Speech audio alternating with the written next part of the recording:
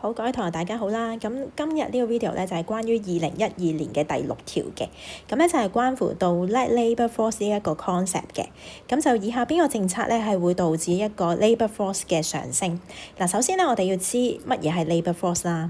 labour force 咧其實就係 number of workers 乘翻 average working hours per worker。OK， 即係話每一個嘅工人 ，OK， 乘翻佢哋每一個工人嗰個平均嗰個嘅工作時數咁樣，咁就係嗰個 labour force 啦。好啦 ，A 就錯嘅，點解咧？當如果我哋將呢一個嘅免費教育由9年增加到12年嘅話咧，其實就會令到咧多咗人係會逗留喺學校裏邊讀書啦。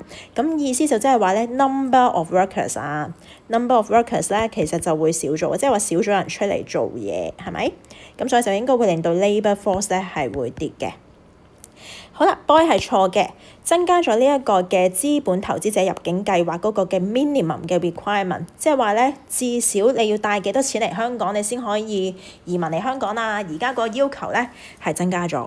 OK， 咁變相就即係話少咗人咧可以嚟香港嗰度移民啦，同埋工作㗎啦。咁亦都即係話 number of workers 咧係會少咗嘅 ，labour force 都係少咗嘅。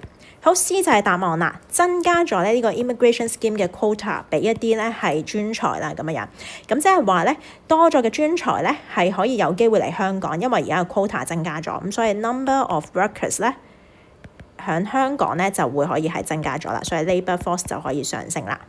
咁都係錯喎，點解啊？嗱，咁啊記得翻啦 ，labour force 嘅定義就係 number of workers 乘翻 average working hours per worker。